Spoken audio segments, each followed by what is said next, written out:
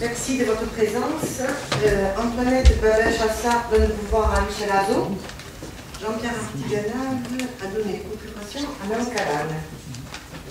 Et Nathalie Barzu nous prie d'excuser son retard. Elle aura un petit quart d'heure de retard. Alors, il y a d'autres pouvoirs, d'autres procurations. Michel Ozillan donne procuration à Alain Garot. Alain Ducuc donne procuration à Alain Garot. Non. Barnabé Sanchez donne procuration à Stéphane Artigue. Nicole Lacaille donne procuration à Jean-Claude Beauquest. Donc on va dire que Annette Cuc donnera à Joseph.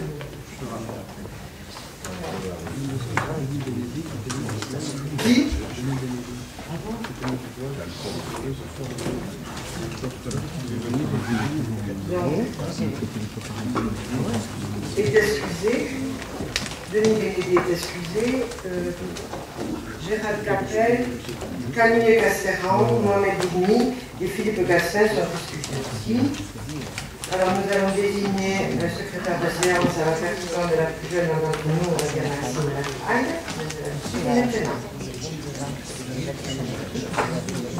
Alors, la communauté de communes a été destinataire du courrier de démission du conseil communautaire de M. Jean-Luc Devignard. Conformément à l'article L272 du Code électoral, convient donc de procéder à l'installation d'un nouveau conseiller communautaire, candidat de même sexe, élu conseiller municipal, suivant la liste des candidats au siège de conseiller communautaire sur laquelle le conseiller remplacé a été élu. Très simple. Il s'agit de M. Éric Barbanti. Donc je déclare Éric Barbanti installé dans ses fonctions de conseiller communautaire. Et bien entendu, je suis heureuse de l'accueillir dans ce conseil, avec joie. Alors, je propose d'intégrer Éric à ta demande aux commissions thématiques suivantes: développement économique, aménagement de l'espace, travaux, environnement. Y a-t-il des objections, des oppositions? Donc, je vous propose d'adopter le rapport présenté, d'intégrer M. Éric Barbanti aux commissions thématiques suivantes: développement économique, aménagement de l'espace, travaux, environnement. Voilà. Il n'y a pas d'opposition. Donc, c'est adopté. Merci. Alors, maintenant, nous allons passer au cours de cette réunion, le vote du budget. Avant toute chose, je voudrais vous dire quelques mots avant de laisser la parole à notre vice-président aux finances, Georges Cast. Je veux d'abord remercier toutes celles et tous ceux qui ont contribué à préparer ce budget dans des délais très courts. Merci à Georges Castres, vice-président aux finances, à François Roussel-Deveau, directeur général des services, à Sylvain Boucheron, le directeur général adjoint des services, et à Nicole Delestan, responsable du service comptabilité de la CCPL. Comme j'ai eu l'occasion de le dire lors du vote du budget de la ville, j'hérite au niveau de la commune de Lourdes et de son intercommunalité d'une situation financière extrêmement dégradée, avec une épargne nette virtuellement négative. Les comptes rendus des bureaux communautaires qui ont précédé le vote du budget 2013 mettent en évidence que cette situation était parfaitement connue de mon prédécesseur. À l'issue des 3 bureaux communautaires successifs, il avait été décidé d'attendre les élections municipales et communautaires de mars 2014 pour lever la fiscalité nécessaire à l'équilibre du budget de la communauté de communes du Pays de Vaud. Dès 2002-2003, les bureaux d'études spécialisés avaient annoncé la situation budgétaire dans laquelle nous nous trouvons et que tous les habitants du Pays de Lourdes vont devoir assumer. Pourquoi ne pas avoir anticipé? Pourquoi avoir attendu de se retrouver au bord du gouffre pour prendre enfin les mesures qui s'imposent? C'est publiquement que je dénonce ce soir une telle imprévoyance. Alors, bien entendu, nous avons réalisé environ 350 000 € d'économies sur le budget primitif 2014 de la CCPL pour parer au plus pressé, mais ces sommes ne seront pas suffisantes puisqu'il manque entre 1,5 et 1,7 million d'euros pour équilibrer le budget.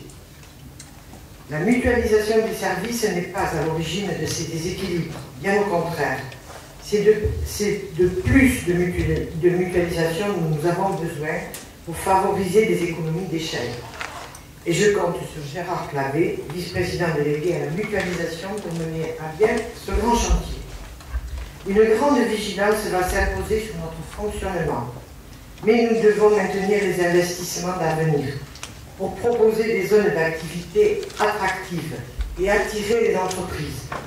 Ainsi, nous sommes déjà en négociation avec une grande entreprise italienne qui pourrait s'installer dans la zone Cap Aéro-Pyrénées et j'irai à sa rencontre tout début juin.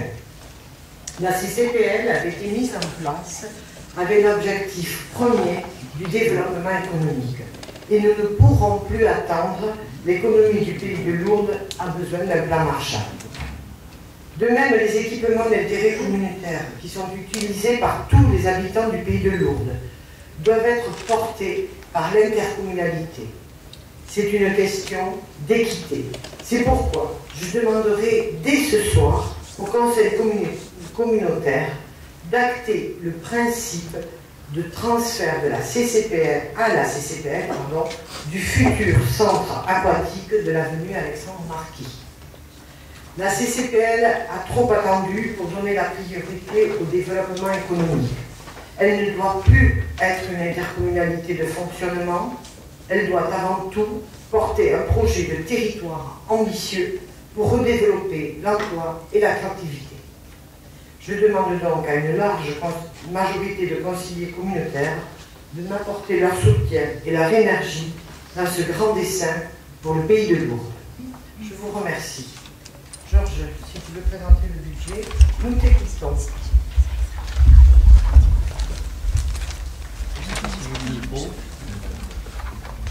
Tu as payé ? Là. Bon. Alors nous allons voter ce soir le budget principal 2014 de la communauté de communes du Pays de Lourdes, ainsi que les budgets annexes zone de Cap Aéro, zone de Saint-Pé et assainissement.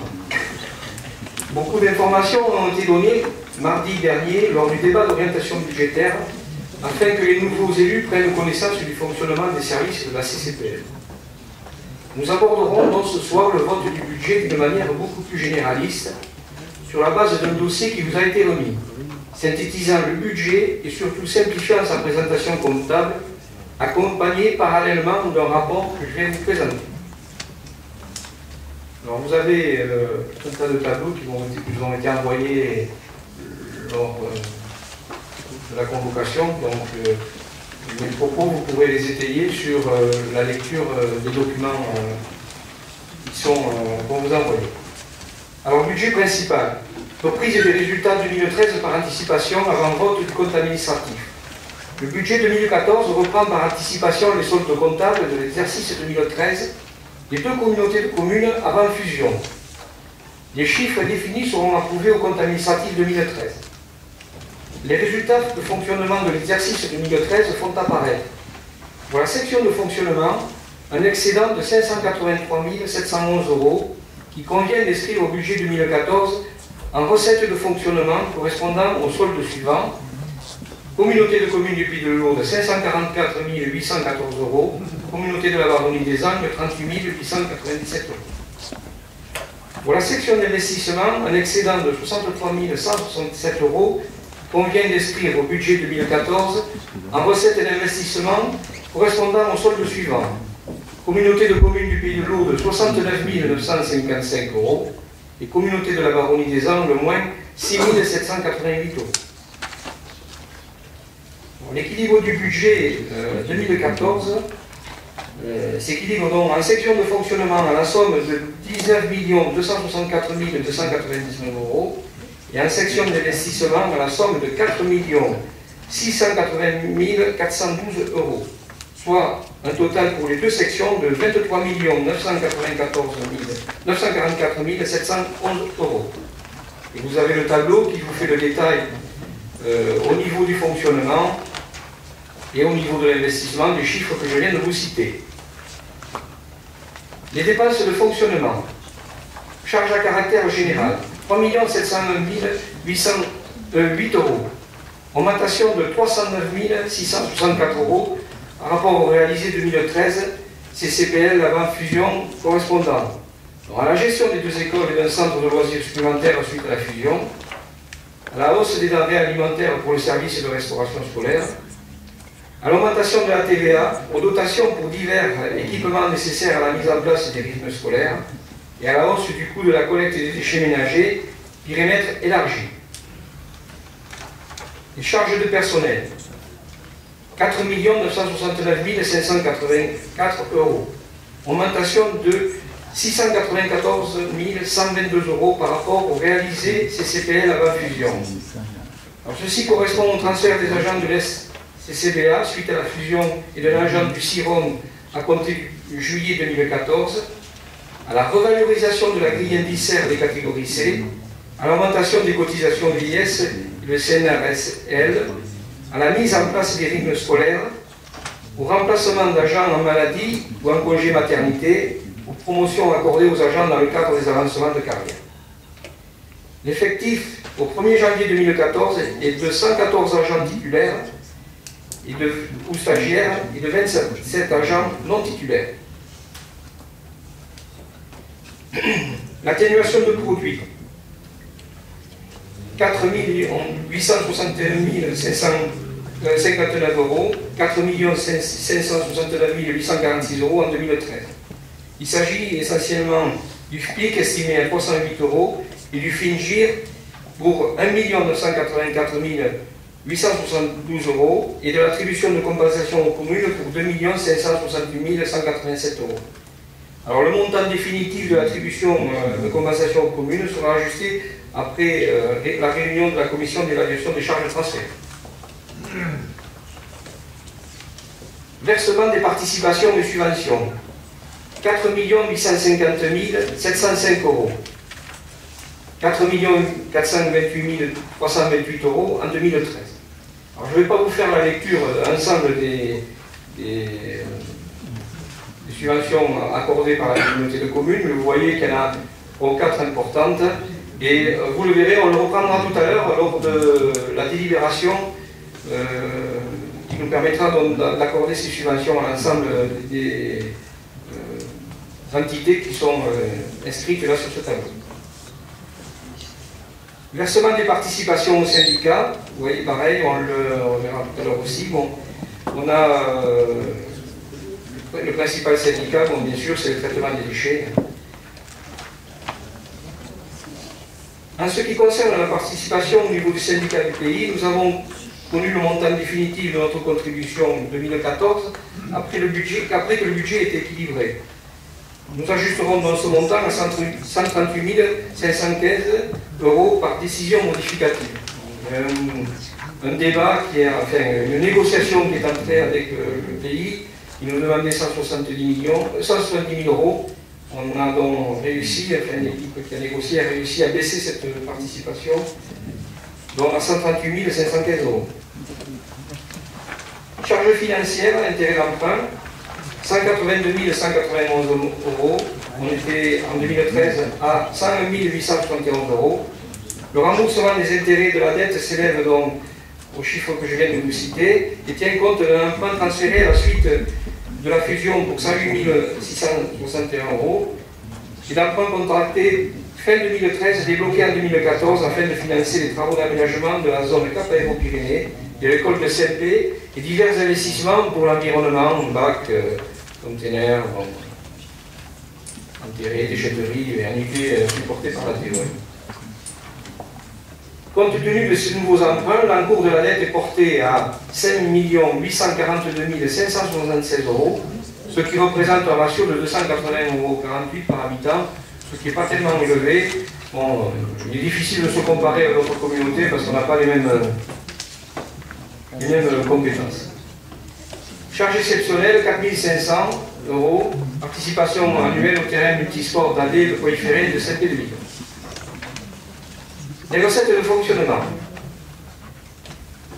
La fiscalité. De manière à recevoir 1 667 528 € de produits fiscaux supplémentaires nécessaires à l'équilibre du budget, il est nécessaire de faire évoluer les taux d'imposition de la manière suivante.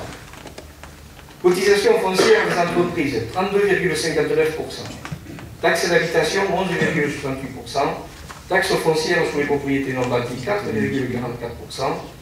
Et taxe foncière sur les propriétés bâties, 4,20%. Il convient d'ajouter au produit de ces taxes les autres composantes de la fiscalité professionnelle unique, à savoir le CVAE, les allocations compensatrices, le produit de la taxe additionnelle foncier non bâti et la TASCOM et les IFER. La totalité du produit fiscal brut ainsi obtenu s'élève à 9 619 165 €, duquel il convient de déduire le FINGIR pour 1 984 872 €. La fiscalité nette nécessaire à l'équilibre du budget s'élève à 7 634 293 €.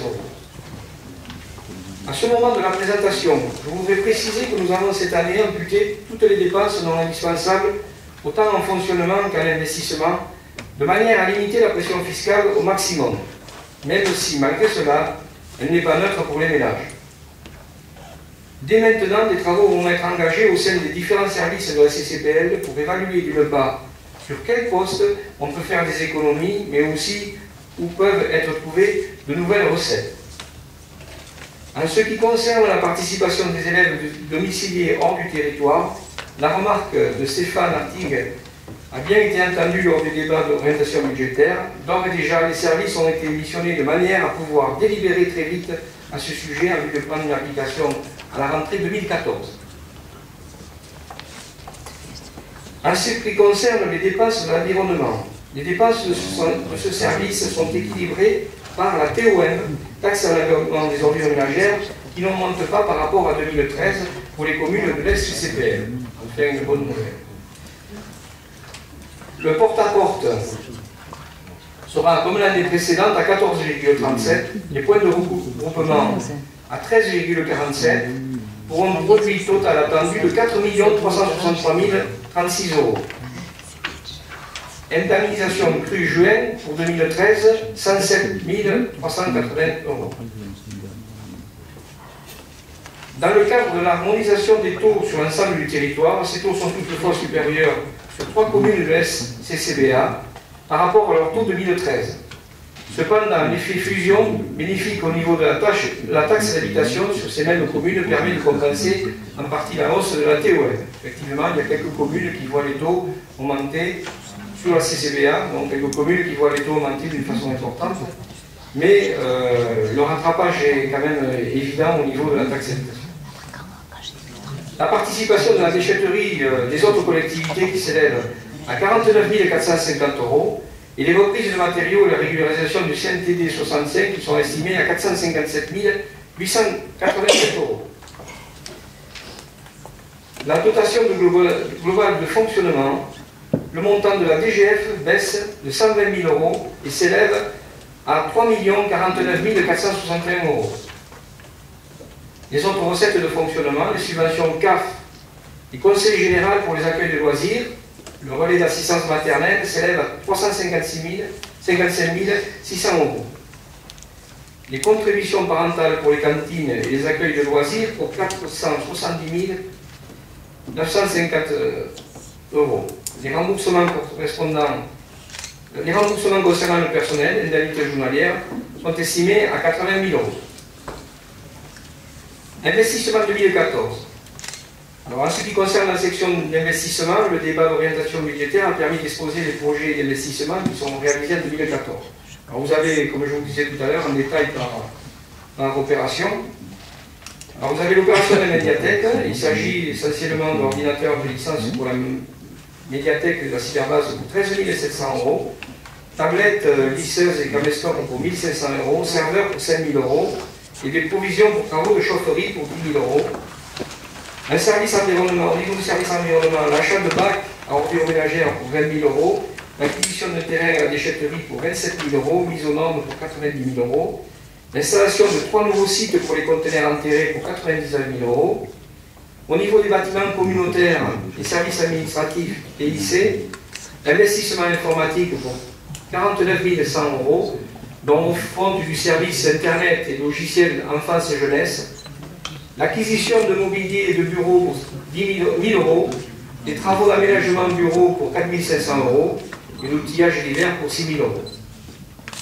Au niveau des affaires scolaires et périscolaires, le centre aéré de Lourdes, nous allons réaliser des travaux prioritaires pour 27 000 €, travaux dans les écoles pour 312 492 €, l'acquisition de matériel informatique, de mobilier et d'agencement d'hiver pour 79 256 €, l'acquisition d'un camion destiné à la livraison des repas pour 42 000 € et d'un véhicule pour éducateurs piscine 16 550 €.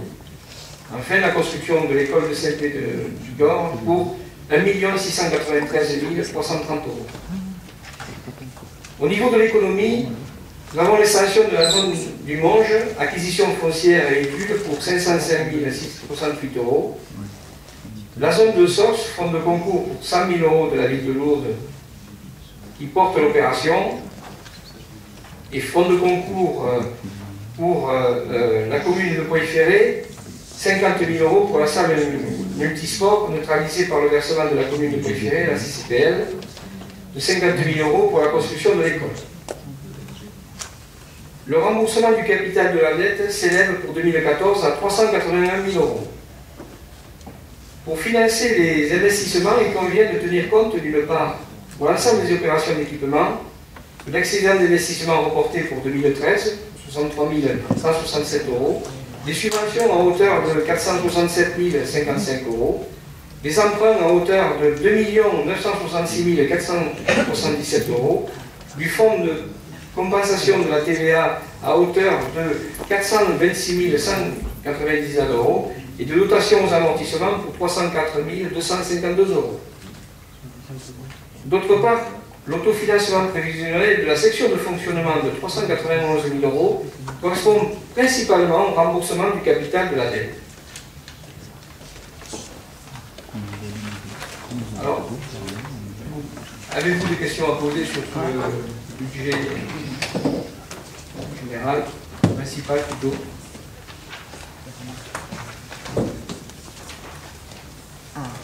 Michel.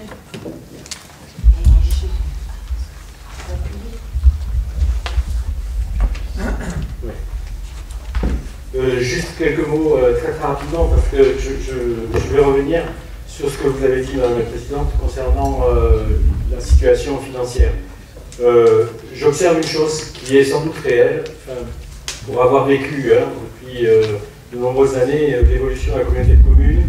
S'il y a une chose qu'on peut regretter et une faute qui, à mon avis, a été commise, c'est celle d'un autofinancement trop important, d'un manque de recours à l'emprunt, qui fait qu'effectivement, on a aujourd'hui une situation dans laquelle la part d'autofinancement a beaucoup trop diminué, et donc le financement des investissements, c'est vrai qu'on aurait dû le faire par un recours à l'emprunt. Et quand on regarde la situation budgétaire, ce que vient d'énoncer Georges, le déséquilibre est assez visible dans le sens où, effectivement, l'endettement me paraît déséquilibré par rapport au reste de la situation financière. Donc moi, c'est en tout cas l'opinion. Sur le reste, la situation financière elle est aussi liée aux contraintes, qui sont les contraintes de l'ensemble des collectivités, et en particulier, là, aujourd'hui, de la communauté de communes, ce qui a été énoncé par Georges tout à l'heure, la baisse de la DGF. Ça, c'est un premier point. L'augmentation du FNGIR, c'est-à-dire l'impossibilité d'avoir une capacité à pouvoir dégager des recettes supplémentaires, les charges supplémentaires par la loi imposée, là, en l'occurrence, sur l'aménagement des rythmes scolaires, et l'augmentation, qui est une augmentation quasi exponentielle du FPIC. Donc, ajoutons ces éléments les uns avec les autres, et effectivement, on a la somme des contraintes, contre lesquelles, aujourd'hui, on ne peut pas grand-chose. Sauf, effectivement, à ce que vous proposez, au moins en partie, si j'observe le budget, c'est-à-dire des restrictions budgétaires, dans le sens où on pratique un certain nombre d'économies. Je regrette que probablement elles aient été peut-être insuffisantes pour avoir aujourd'hui un résultat en termes de proposition fiscale qui est quand même une proposition importante. Oui, je voudrais quand même préciser certaines choses. Alors effectivement, on peut estimer que dans nos deux mandats, et notamment dans le premier mandat, nous avons constitué la communauté de communes, on a fait sûrement des erreurs, mais bon, elles ont été collectives, unanimes, on les a partagées complètement. Alors je préciserai, par exemple, dans la d'abord l'attribution d'une dotation de solidarité qui avait été demandée par la ville de Lourdes d'une façon importante et qu'on aurait pu garder en réserve. Ensuite, la mauvaise intégration des charges, mais bon, effectivement, on était tous d'accord, et bon, c'était assez difficile de ne pas en concevoir. Nous n'avons pas repris les charges d'investissement, notamment au moment du transfert du scolaire.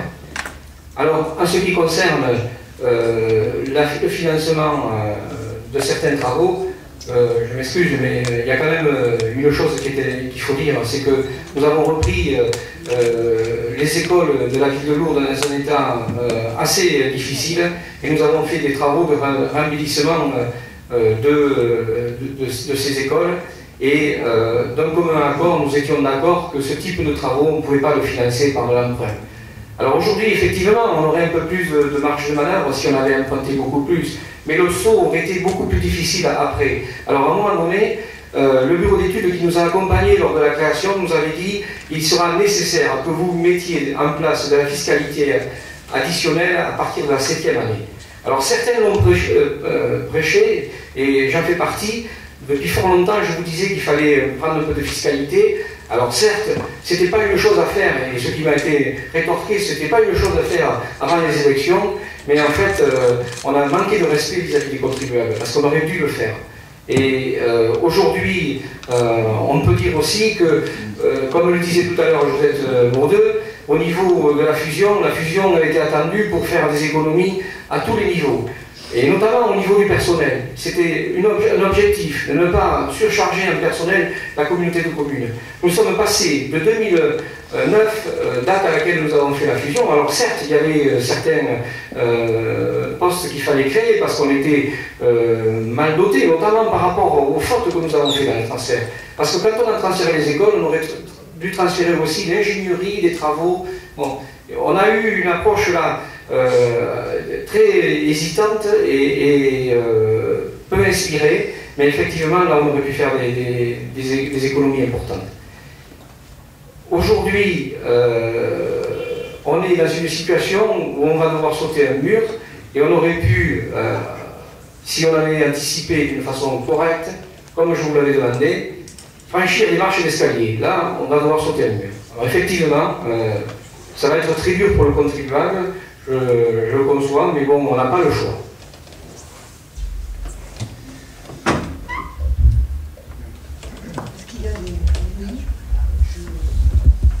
Je voudrais dire que je regrette le mur fiscal que vous nous avez préparé.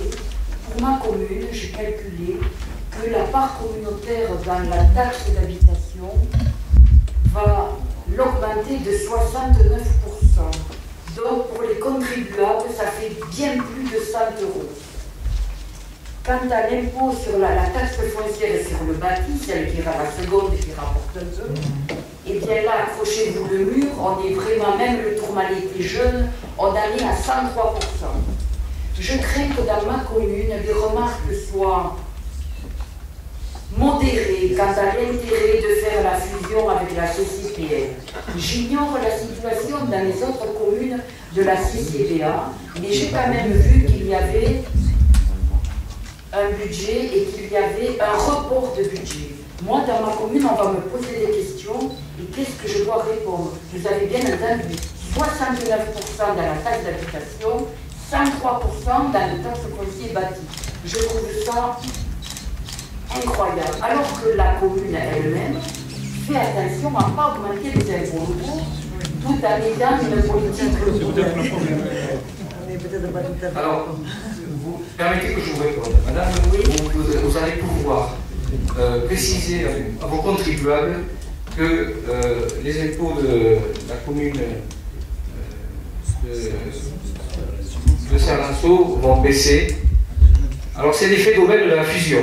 On en a parlé à maintes reprises. Le fait d'avoir intégré la CFE et tous les éléments de l'ancienne taxe professionnelle vont vous faire baisser les impôts. Alors, sur l'ensemble de la communauté de la Baronnie des Angles, vous allez avoir les impôts qui vont baisser. Alors, ne leur dites pas qu'il y a un effet de levier et une augmentation des impôts sur vos communes. Ne leur dites surtout pas, parce que c'est pas vrai. Ils vont payer moins d'impôts. Alors, il y a peut-être certaines communes, comme je vous disais tout à l'heure, qui vont avoir un effet sur la TOM qui va être un peu négatif, mais normalement, toutes les communes de la CCBA ont un effet d'aubaine, de fusion, et ont des impôts qui baissent. Mais comment se fait-il que je trouve ces chiffres-là? Je suis partie du vote des 4 taxes, du pourcentage que vous mettez. On passe de 6,82 à 11,68, ça fait 69%. On passe de 2,16 à 4,44, ça fait 103%. Pour la part communautaire, je ne parle pas de la part communale et encore moins du département. J'espère que le département va être sage, je ne sais pas. Mais... Non, mais écoutez, je crois, ne vous torturez pas là-dessus. Ah, je ne torture pas, mais les contribuables, ils vont pas être contents. Il n'y a aucun risque pour vos contribuables, ils vont payer moins. Rapprochez-vous de Nicole, rapidement, elle vous donnera les chiffres. C'est important. Et sachez que toutes les communes de la CCBA ont une fiscalité qui baisse par rapport à l'effet fusion sur la feuille d'impôt. C'est pas du virtuel, c'est pas avec des... Non, c'est pas du virtuel. Sur la feuille d'impôt, le chiffre va être moins gros. Voilà, tout à fait. Vous le dites. Oui, je le vérifierai. Oui, bien sûr. Il n'y a pas de souci, ne vous inquiétez pas. Bien sûr. Par contre, moi, ce que je peux vous dire, c'est que les lourdés vont se faire du souci en regardant la feuille d'impôt. Ah bon? C'est tout à fait différent. Oui. Par contre, moi, si j'ai un petit conseil à vous donner en tant que conseillère générale, moi, je vous propose quand même d'augmenter doucement vos impôts aussi. Parce que toutes les subventions que vous vous servez, nous, au conseil général, nous sommes obligés d'emprunter pour vous les verser, les subventions. Donc, vous pourriez aussi, vous, faire l'effort de faire un peu de fiscalité dans vos propres communes. Mais nous en faisons. J'en suis intimement persuadée. Bonjour. Oui, Ouais. Moi, je voudrais revenir sur... Vas-y. Ouais, il marche pas. Mais si, ça marche, mais voilà, laissez-moi tout détendre. Voilà. Allez, vas-y. Ah. Mais t'as pas appuyé. Vous voyez? Bon. Yes. Moi, je vais revenir sur le bureau d'études 2002 auquel vous faites référence. Je ne sais pas s'il avait les moyens à l'époque, à moins d'être comme Madame au Soleil. À ce moment-là, le FPIC n'existait pas, que je sache. Le FNJ, je ne me rappelle pas. Et alors là, aujourd'hui, je vois mal comment ils pouvaient connaître cette situation. Effectivement, ils avaient dit la taxe professionnelle unique ne suffira pas à. Donc il faudra y venir, et on aurait pu alors. Les marches et l'escalier de Georges ont commencé l'année dernière, c'est le débat qu'il y a eu, à mettre de la fiscalité supplémentaire, mais le FNJ plus le FPIC, aujourd'hui, c'est 2,3 millions à peu près. Et l'année prochaine, le fonds de péréquation intercommunale va continuer à monter. Ça, c'est deux paramètres aussi qu'il faut prendre en compte. Mais sachant que le FINGIR, c'était avant traduit par un écrêtement que vous ne voyez pas. C'est le FPIC qui est venu vraiment nous handicaper. Moi, aujourd'hui, je ne peux pas laisser dire que ça a été une erreur de ne pas emprunter.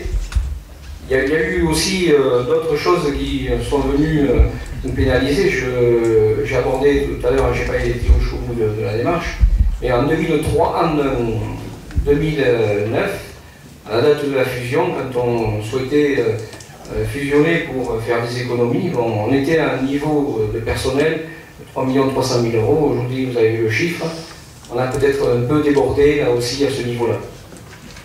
Donc, et là, c'est une dépense qui est difficile à comprimer et qu'on va traîner pendant un certain bout de temps. Enfin, il y a des économies à faire, il va falloir qu'on s'y emploie d'une façon très importante. Chaque service va devoir travailler sur la possibilité de réduire ses charges de fonctionnement et trouver de nouveaux équilibres avec un nouveau financement. Bon, au niveau de la fiscalité, il y aura aussi peut-être des choses à faire, notamment sur la TASCOM, peut-être sur l'IFER, je ne sais pas comment on peut intervenir sur l'IFER, mais au niveau de la TASCOM, il y a moyen d'intervenir. Et aujourd'hui, c'était trop court pour faire cette approche-là, mais dès l'année prochaine, on sera en mesure de pouvoir affiner au niveau de la fiscalité des leviers complémentaires permettant de modérer la fiscalité des ménages.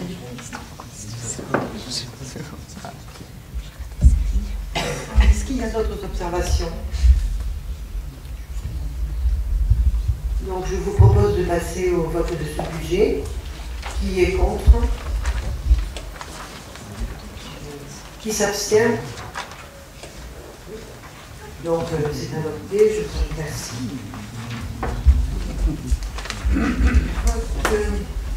Qui le présente? Georges Castres. Il continue, il présente le vote du budget annexe de la zone Cap Aéro-Pyrénées, s'il te plaît. Alors nous allons passer au vote du budget Cap Aéro-Pyrénées, anciennement Toulicou. Ce budget se trouve avec les budgets annexes à la fin du dossier qui vous a été remis. Les travaux d'aménagement de la zone ont débuté fin 2013. L'enveloppe budgétaire consacrée à cette opération en 2014 s'élève à 2 252 939 €. Hors taxe est financé par des subventions, la vente de terrain et par un emprunt de 1 456 €, porté par le budget principal. Alors vous avez un tableau, je vous invite à prendre en compte du total des dépenses, donc pour 2 252 000 €. Et en face, nous avons en recette 1 90 483 € de subventions et les ventes de terrain pour 150 000 €. Voilà, donc ce budget s'équilibre avec les opérations d'ombre à 3 493 422 €. Et au niveau de la section d'exploitation, au niveau de la section d'investissement, à 2 452 939 €, tant en dépenses qu'en recettes. Avez-vous des questions? C'est ce qu'on a vu la dernière fois lors du débat. Pour le vote, y a-t-il des observations? Qui est contre? Qui s'abstient? C'est adopté. Je veux bien continuer en présentant le budget annexe de la zone d'activité de Saint-Étienne-du-Gord. Nous allons passer au vote du budget de la zone d'activité Saint-Étienne-du-Gord. Les crédits mobilisés en 2014 sur ce budget sont de l'ordre de 23 300 €. Les subventions et les ventes de terrain équilibrent quasiment l'opération. Alors vous avez un reliquat de travaux qui vous permet de finir l'opération. Vous l'avez listé donc pour un volume que je viens de vous citer. Et de l'autre côté, en recette, nous avons la vente des terrains pour 139 371 €, des subventions pour 27 020 €. Donc voilà, on a un équilibre à 189 691 € au niveau de la section d'exploitation et au niveau de l'investissement. Notre budget s'équilibre à 166 391 €. Avez-vous des questions?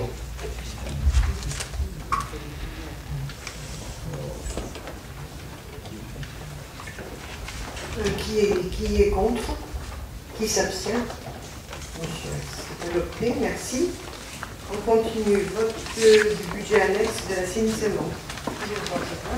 Alors nous allons passer au vote du budget annexe de l'assainissement. Il est rappelé que ce budget ne concerne que 4 communes de l'ex-CCBA. Il a été intégré à la suite de la fusion. Il sera proposé prochainement au Conseil communautaire de transférer cette compétence au syndicat prochainement créé. Donc vous avez devant vous un budget qui s'équilibre à 264 195 €, tant en dépenses d'exploitation qu'en recettes. Alors je ne connais pas parfaitement ce budget. Mais sachant qu'il va être transféré, bon, c'est un budget qui n'a pas de souci particulier, puisque en fait, si vous voulez, les dépenses sont couvertes par les redevances et l'assainissement, et donc ça ne pose aucun problème. Mais prochainement, nous allons le transférer à une structure syndicale qui sera nouvellement créée par les 4 communes membres qui utilisent ce service. Avez-vous des questions? Il n'y a pas de questions, c'est qu'il y a des observations, non. Il y a qui vote contre, qui s'abstient, c'est adopté. Ah pardon, excusez-moi, monsieur s'abstient. Taxe d'enlèvement des ordures ménagères, vote des taux 2014. Je suis en train de faire de l'ordre dans ma... Voilà. Alors, conformément à l'article 107 de la loi de finances initiale pour 2004, le Conseil communautaire, par délibération en date du 7 octobre 2004, a instauré un zonage de son territoire en fonction du type d'organisation de la collecte, en porte-à-porte ou en point de regroupement. Ainsi, le secteur point de regroupement doit bénéficier d'un taux inférieur à celui du secteur porte-à-porte, étant entendu que le service est légèrement moindre, déplacement obligatoire de l'usager sur le point de regroupement. Par délibération en date du 7 janvier 2014, suite à la fusion de la communauté de communes du Pays de Lourdes avec la communauté de communes de la Harmonisante, un zonage a été instauré sur l'ensemble du nouveau territoire, toujours sur le principe d'un service rendu, collecte en porte-à-porte ou collecte en point de regroupement. Afin d'équilibrer la charge liée à la collecte et au traitement des ordures ménagères, il est nécessaire de procéder et de voter les 2 taux suivants sur l'ensemble du nouveau territoire. Secteur porte-à-porte 14,37, secteur point de regroupement 13,47. Alors c'est une méthode que l'on applique depuis fort longtemps, hein, et on a identifié les communes qui sont totalement en point de regroupement et d'autres qui ont un mixage point de regroupement porte-à-porte. Alors le projet de délibération est le suivant. Le Conseil, après avoir délibéré, décide d'adopter le rapport présenté.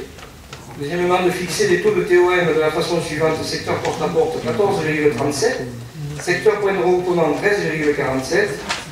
Et l'application de ces taux permet d'obtenir un produit de 4 363 036 €. Et enfin, d'autoriser Madame la Présidente ou son représentant à signer tout document relatif à ce dossier.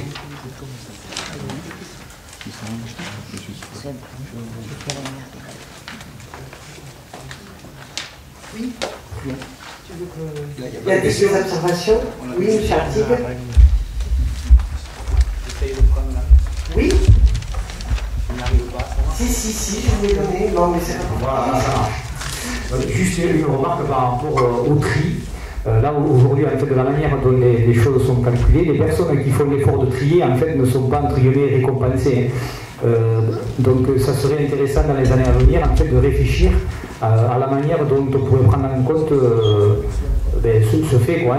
C'est-à-dire que je pense que dans les années à venir, malheureusement, mais la taxe sur les ordures ménagères va augmenter. Et après, les personnes qui font aujourd'hui l'effort de trier, petit à petit, vont se poser la question si ce n'est, on va dire, si civiquement, effectivement, c'est important. Après, il y en a qui, par rapport à l'aspect financier, vont se dire, bon, aujourd'hui, quel est l'intérêt de faire l'effort de faire du tri, sachant que moi, sur ma facture, en fait, je ne m'y retrouve pas. Donc, il serait intéressant au niveau, je pense, de la communauté de communes d'engager une réflexion pour voir comment, en fait, faire en sorte que, à un moment donné, cet effort de tri se retrouve sur la facture. Voilà. Comment? Par commune, mais déjà l'engager au niveau de la communauté de communes. Après, effectivement, il faudra la ramener par commune, mais. Voilà. Appui. La question que tu as posée est intéressante. On sait aujourd'hui. Appui, Francis. Appui sur le. Quel est l'appui? Appuie sur le bouton de gauche, s'il te plaît. Non, on sait aujourd'hui que beaucoup de collectivités ont mis en place des moyens, si l'on peut dire. Mais ils n'ont pas appuyé sur le bouton, alors je ne peux pas les donner. Je vais le marcher. Non, ça ne marche pas. Bon, vous m'entendez quand même? Là, oui, ça marche. Bon, Il y a beaucoup ça marche. Il y a beaucoup de collectivités qui aujourd'hui ont mis en place des moyens différents par rapport à la collecte sélective, des redevances incitatives, et on s'aperçoit très rapidement qu'il y a des contraintes.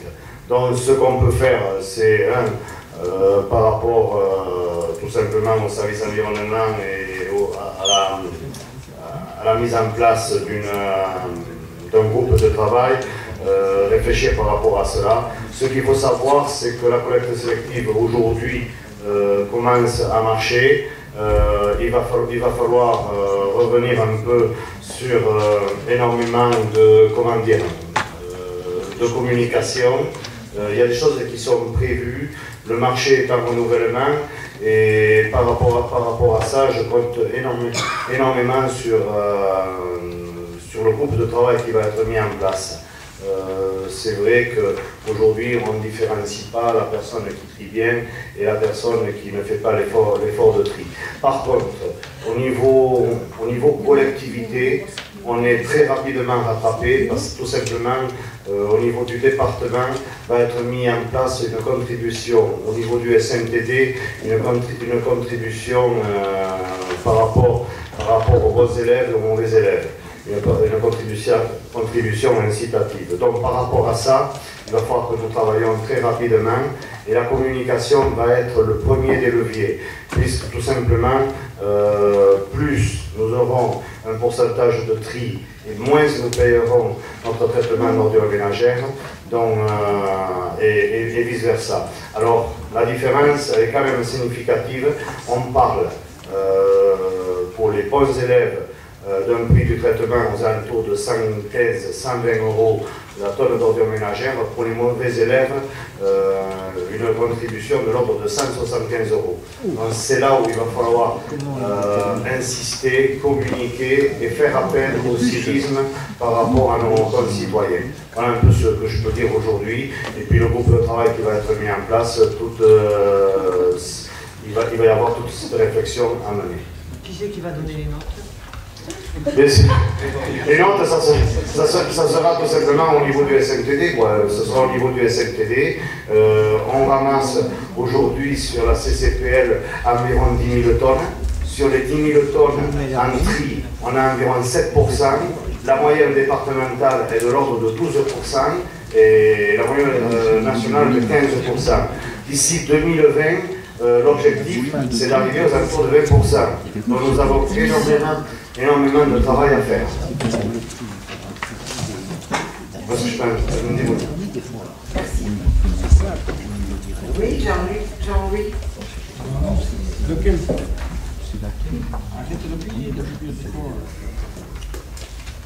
Ouais, laisse tomber. On va faire comme ça. Hein. Le seul moyen, là, c'est le conteneur à puce. Là, qui pèse chaque poubelle. Alors, ça, c'est bon quand il s'agit d'habitat individuel.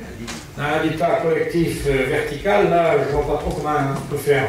Parce que, si je me rappelle bien, là où la difficulté est grande, c'est dans les communes touristiques, où les gens ne font que passer. Le tri, c'est vrai que le civisme, il a plein de vertus, mais il n'est pas toujours appliqué. Quand tu es chez toi, oui, mais après, lorsque les gens sont de passage là, location d'un gîte ou d'un meublé pour 8 jours, je suis pas sûr. C'est vérifié, d'ailleurs, par le temps Bolognas, sur le tri, il n'est pas fait de la même manière. Alors, les communes qui l'ont mis en place et qui paient réellement à la tonne, les camions sont équipés, les conteneurs aussi. Est-ce que c'est ça la nouvelle piste? Ça nécessite, je suppose, de gros investissements. Moi, je crois que ça marche. Le système, je vais pouvoir répondre d'une manière beaucoup plus claire. Ce que je voulais dire, c'est vrai qu'il y a eu ce genre de choses qui a été fait sur énormément de collectivités. On pèse à l'ordure ménagère. Après, là, tout d'un coup, on s'aperçoit aussi qu'il y a des limites, parce que tout simplement, les gens, pour ne pas payer, soit le jettent carrément dans la nature, soit le mettent dans un coin, et finalement, le remède est beaucoup plus mauvais que le mal. Ce qu'il faut savoir aussi, c'est que sur le département, on est en train de mener une très large action. On est en train d'analyser vos ordures ménagères ou nos ordures ménagères, puisque moi aussi je suis producteur d'ordures ménagères comme tout le monde. On est en train d'analyser nos ordures ménagères. Sur la CCPL, ça a commencé, ça va durer tout au long de l'année. Et ce qu'on attend de cette étude, c'est tout simplement de savoir ce que l'on rejette sur nos ordures ménagères et ce qui pourrait être recyclé. Et derrière, il y a tout un travail pédagogique qui va se mettre en route. Avec nos ambassadrices de tri, on va passer, disons, collectivité par collectivité, on va réexpliquer ce qu'est le tri, et là c'est tout l'arsenal pédagogique qui va être mené. Après, bon, on peut aller sur des actions beaucoup moins pédagogiques, mais pour l'instant c'est un autre volet. Je crois qu'il faut encore expliquer, encore passer auprès des personnes et de nouveau faire que les gens sachent exactement ce que l'on peut mettre dans le sac jaune. Voilà un peu, mais ce qu'il faut savoir, c'est que beaucoup d'actions ont été menées et forcément, des fois c'est l'inverse. La fameuse histoire de mettre la puce, les gens tout d'un coup se disent, mais pour ne pas payer, on va le mettre chez le voisin, ou on va le mettre à la nature, ou on va le jeter par là. Voilà un peu. Alors des remèdes miracles, ça n'existe pas. C'est tout un travail qu'il va falloir mener. Merci Francis, c'est une question de citoyenneté. Qui c'est qui veut... Oui, Michel. Juste pour revenir sur ce que disait Francis, la question de Stéphane portait bel et bien quand même sur l'incitation financière concernant le tri. La vérité, parce qu'il faut la dire, la vérité, c'est que de toute façon, le coût du tri, le coût du recyclage est plus élevé. Donc, en fait, l'appel à la citoyenneté, il est tout à fait évident, mais il n'y aura pas de contrepartie financière. Il n'y en aura pas. Et le recyclage tel que vient de l'évoquer Francis sur l'analyse faite des OM aujourd'hui pour savoir ce qu'on pourrait recycler, ça aura une conséquence. C'est qu'on pourra effectivement recycler plus de choses, mais le recyclage de plus de choses, ça aura un coût supplémentaire. C'est-à-dire qu'il n'y aura pas d'incitation. La vraie question aujourd'hui, quand même, ce que j'avais abordé la dernière fois, c'est la question du coût fixe, en fait. C'est-à-dire jusqu'à quel niveau le département, aujourd'hui, peut supporter des investissements dans le traitement des ordures ménagères. C'est-à-dire, quelle est la charge maximale que l'on s'autorise à avoir? Faute de quoi, effectivement, on peut avoir une croissance très très importante de la tome, qui a été importante l'année dernière. Aujourd'hui, elle est neutralisée cette année, mais si les investissements qui sont envisagés le sont réellement, on aura une croissance. Et quelle que soit la méthode que l'on va utiliser pour mesurer qui, quoi, combien, de toute façon, la part fixe, elle sera là. Et elle va augmenter. C'est pour ça que la vraie réflexion, elle doit porter sur ça, c'est-à-dire comment on fait pour que ces filières de traitement elles soient plus rentables, en tout cas moins pénalisantes au plan financier. C'est la grande question du seuil du nombre d'habitants dans les Hautes-Pyrénées, qui fait que l'investissement il se divise, si on le départementalise, il se divise par 200 000 habitants, et que 200 000 habitants, c'est pas assez par rapport à des investissements aussi importants. Moi, je reste persuadé que si on ne fait pas cet effort-là, si on ne fait pas un effort transversal avec des alliances départementales frontalières, on va avoir un coût qui sera trop élevé.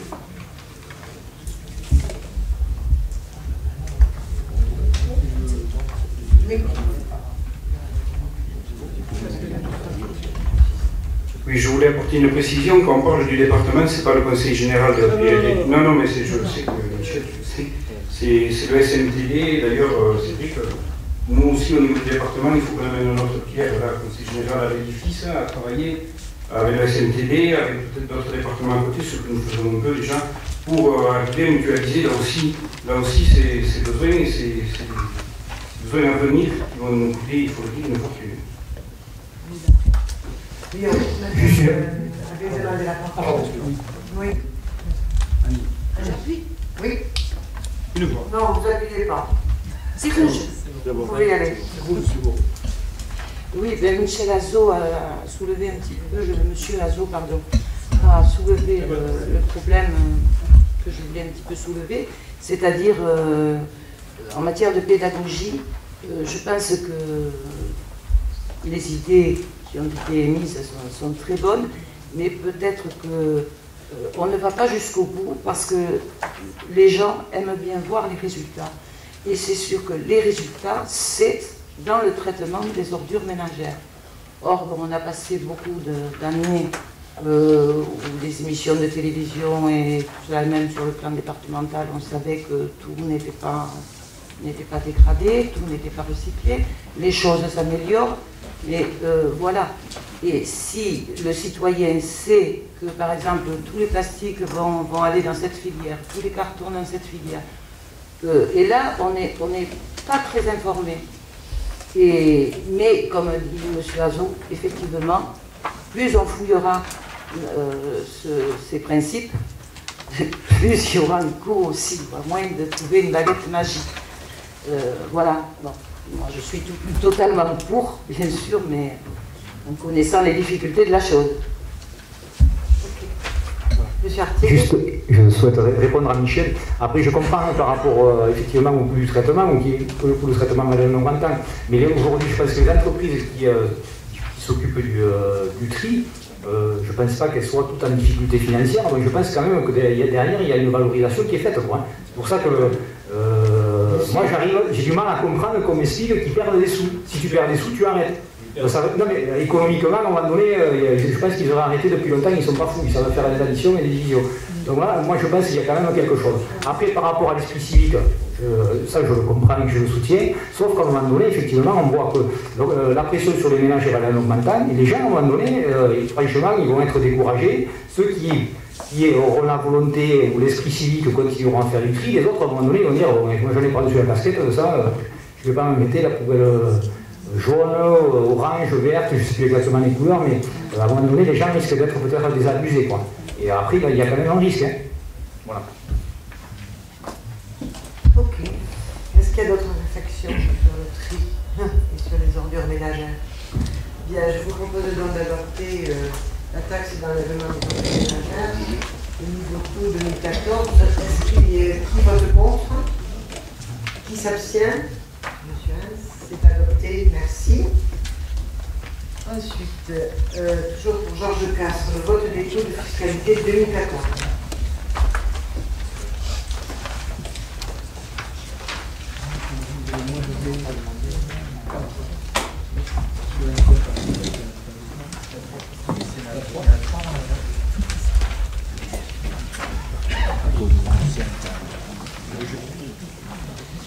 Oui, excusez-moi. Alors, les...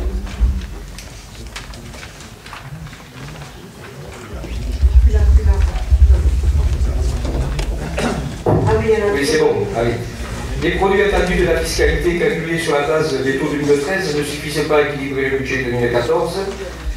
Il est proposé de faire évoluer les taux d'imposition de la manière suivante. Alors, cotisation foncière des entreprises, 32,59%, avec un produit attendu de 2 954 609 euros. Au niveau de la taxe d'habitation, 11,68, produit attendu 3 489 283 euros. Au niveau de la taxe foncière sur les propriétés bâties, 4,44, produit attendu 10 665 euros.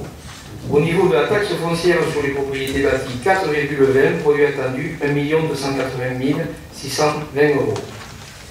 Le produit ainsi collecté s'élève à 7 735 177 euros, pour lequel il convient d'ajouter les autres composantes de la fiscalité professionnelle unique, à savoir le CVAE, 1 211 371 euros, les allocations compensatrices, 2 991 850 euros, les produits de la taxe additionnelle foncier non bâti, 59 018 euros, la TASCOM, 232 768 euros et l'IFER 88 981 euros. La totalité du produit fiscal brut s'élève donc à 9 619 165 euros, duquel il convient de déduire le FINGIR, comme on le disait tout à l'heure, pour 1 984 872 euros. La fiscalité nette étant nécessaire à l'équilibre du budget 2014 s'élève à 7 634 293 euros. Et je vous propose le projet de délibération suivant. Le Conseil communautaire, après en avoir délibéré, décide de voter les taux d'imposition de l'exercice 2014 comme je viens de vous les présenter. Je ne vous en ferai pas la lecture. Deuxièmement, d'autoriser la présidente ou son représentant à signer tout dossier relatif à ce document relatif plutôt à ce dossier. Voilà, merci. Est-ce qu'il y a des observations? Qui votent contre? Qui s'abstient? Oui. Qui s'abstient? C'est adopté. Merci. Alors, change toujours les jours en finance, subventions et participations à divers organismes pour l'année 2014. Alors, chaque année, la communauté de communes a eu des subventions et des participations à divers organismes. Dans laquelle vous n'avez jamais voulu prendre la présidence, moi je ne suis pas d'accord avec vous parce que je pense qu'en finançant seule ville de Lourdes, 45% des... Il faut dire qu'en 2013, nous avons payé 700 000 euros. On se remonte régulièrement, effectivement. Je vois que toutes les écoles ont des subventions, sauf l'école d'année. Oui, alors... Pourquoi donc? Et sûrement que l'école d'année n'a pas eu usage de subvention, on ne l'a pas demandé, quoi. Ça n'a jamais été d'actualité. Ça n'a jamais été d'actualité. Il n'y a jamais eu de demande. Il n'y a jamais eu de demande. Nous n'avons pas notre fonctionnement. Certains ont des amicales, nous avons notre fonctionnement. Peut-être, je ne sais rien. Oui, ils ont une amicale qui fait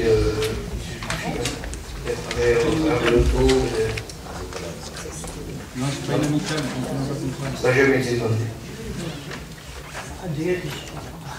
On la demandera à la même. Oui, rigueur budgétaire, maîtrisez-vous. On ne rapproche pas des services pour savoir ce que c'est. Bon, il n'y a pas de questions particulières sur votre point. Merci, Joseph. Pouvez-vous nous dire un peu le motif de la subvention pour Loget contrat d'association qui se monte quand même à 471 500 €. Est-ce que je pourrais connaître le... Là, on est sur une obligation de la commune, des collectivités territoriales à financer les écoles privées sous forme de subvention. Alors, ce financement a lieu, en fait, si vous voulez, c'est un calcul de ratio qui est effectué au travers des coûts de fonctionnement du service public et qui nous oblige donc à reverser une partie de fonctionnement aux écoles privées. Alors ce calcul, en fait, il tient compte du nombre d'élèves et de la charge assumée par la collectivité pour le scolaire, sachant que quand les écoles privées ont leur effectif qui augmente et que la communauté de communes on a des effectifs qui baissent, on se retrouve avec une charge par élève qui augmente.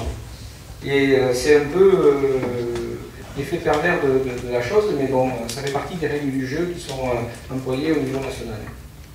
En fait, il y a un nombre d'élèves qui est... chaque élève coûte temps, et donc, qu'il soit dans le privé ou dans le public, la CCPL applique ces règles-là strictement. La collectivité aide les écoles privées. Oui, ce sont des élèves. Et donc ce montant est évolué. Ça fait pas égalitaire, quoi, parce que là on a une somme fantastique. Et les autres petites écoles, c'est des tout petits chiffres. Donc je ne comprenais pas bien. Mais ça reprend toutes les écoles. Non, mais ça, c'est juste des sorties. Tandis que Non. Pour les petites écoles, c'est des sorties. Voilà. Et les frais imputés aux écoles, on les a. On les a dans le budget de fonctionnement.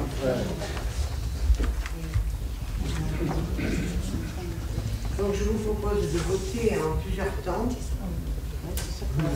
Oui, alors bon, 2014, en fait, si vous voulez, ce que je vous disais par rapport aux effectifs, de part et d'autre, du côté privé ou public, 2014 nous a vu augmenter la subvention de 10 000 €. On a eu des fluctuations comme ça, des subventions sur le OGEC qui ont diminué d'une année sur l'autre et puis qui augmentent, c'est fonction des élèves. Voilà.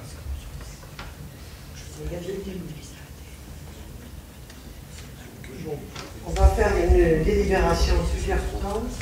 Alors d'abord, je vous propose d'adopter ce rapport et d'allouer les subventions, sauf forum, centre des risques majeurs et crèche Saint-Vincent-de-Paul, donc qui sont détaillés dans la délibération. Hein. Est-ce qu'il y a des oppositions? Il manquait le signe du Non mais sur les papiers, il est là. Oui, mais là, si tu le lis pas. Vous voulez que je vous les lise toutes? Oui. Allez, te garderie la souris. Non, par rapport à ce qu'ils ont sur table, il faut juste rajouter qu'il manquait le... Il manquait le suivi du PIBEST pour 11 946 €. C'est ça la dernière. Bon, je vous propose d'adopter la première partie de ce que Georges a lu. Est-ce qu'il y a des oppositions, des votes contre pour les subventions? Alors, ça. Les subventions. Halte Garderie La Sophia, projet lourd de contrat d'association, comité d'entraide, MCEF Salon Pyrénéen, école Honoré Ozon, école primaire du Labaca, école Narcissa, école de Lézignan, école d'Amplade, école de Loubaja, école de Poiferré, école de Sainte-Élisabeth, école Massavienne, école Monseigneur Méric, école Immaculée de Soux, OGEC SMP, OGEC Lourdes Coopérative, Ski Club Lourdes, Lourdes Otakam, auquel on rajoute le CIVU du PIDES qui a été oublié sur le rapport que vous avez reçu. Question. Alors voilà, donc on débat sur ça en premier. Oui, question par rapport aux subventions qui avaient été allouées l'année dernière. De quel ordre sont-elles? Y a-t-il eu une augmentation, une diminution, une stagnation? Y a-t-il eu, pour ce que vient de lire Madame le maire, ou Madame la Présidente plutôt, la CCPR, y a-t-il eu une augmentation, une stagnation, une diminution des subventions accordées? C'est pareil. Par rapport à l'année dernière. On vient d'expliquer que c'était fluctuant chaque année en fonction du nombre d'élèves. D'accord, mais bon. Il y a certaines subventions qui sont n'évoluent pas, mais il y en a d'autres comme... Par principe, elles n'ont pas augmenté. On n'a pas augmenté. Il n'y a pas de diminution dans aucun cas. Et pour l'instant, la question c'est pas posée. Je vois d'après le détail sur le compte 65-74, l'an dernier vous avez dépensé 312 526 60 et cette année vous votez 315 562. Donc il y a une petite augmentation. Ça vient de l'OGEC, ça on le maîtrise pas. Des OGEC. Voilà, donc elle y est. Il y a de l'enfant dans les écoles privées. Voilà. Et sinon, par principe, le but est de ne pas augmenter les subventions. Sauf celles, bien sûr, qui fluctuent, sur laquelle on n'a pas fait. Voilà. Donc, je vous propose de passer au vote sur ces subventions. Est-ce qu'il y a des votes contre? Des abstentions? Je vous remercie. C'est adopté. Dans un deuxième temps, je vous propose d'ouvrir le débat pour l'attribution d'une subvention de 5 000 € pour le centre des risques majeurs. Et je demande à M. Azou de ne pas participer au vote. Voilà, donc la subvention pour les risques majeurs, elle est de 5 000 €. Est-ce qu'il y a des votes contre? Est-ce que M. Azot peut nous expliquer en quoi cette subvention consiste exactement? Non, tu n'as pas le droit, tu n'es pas censé être là. Je suis pas censé être là. Quelqu'un qui le représente. Bon, PV, on va le mettre hors PV. Voilà. Il s'agit d'un ensemble de prestations qui sont réalisées par les agents du Centre pyrénéen des risques majeurs et dans leur mission d'éducation à la prévention des risques, ce qui est fait auprès des scolaires, en particulier sur les écoles primaires. L'année dernière, il y a eu trois écoles avec trois missions précises qui ont été mises en place d'accompagnement tout au long de l'année des enseignants sur l'éducation. Et l'année dernière, la subvention était combien? Était identique si ma mémoire est bonne. Identique. Ok, donc on considère que tu n'étais pas là. Merci Michel. Est-ce qu'il y a des oppositions à cette subvention? Des abstentions? Merci, c'est adopté. Alors, ensuite, dans un troisième temps, je vous propose d'ouvrir le débat pour l'attribution d'une subvention de 37 420 € pour Forum, en particulier pour le fonctionnement de la ludothèque. Qui c'est qui siège à Forum? Toi? Je crois, donc tu es idée de... Sous la table. Voilà. Sous la table. Pour lui.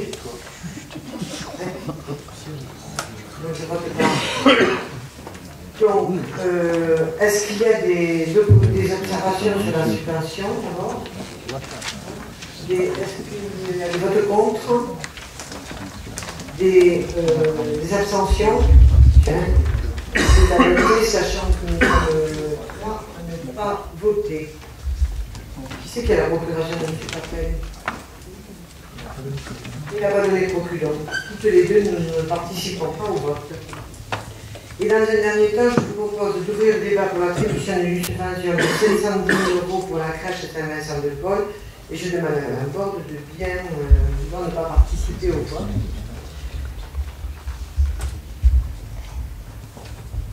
Alors voilà, donc est-ce qu'il y a des oppositions?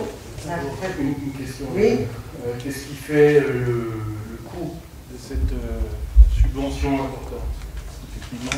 C'est une très vieille convention qui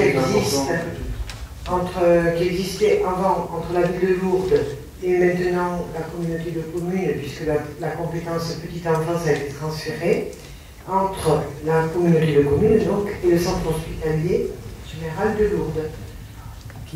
Une convention qui avait été créée il y a très longtemps.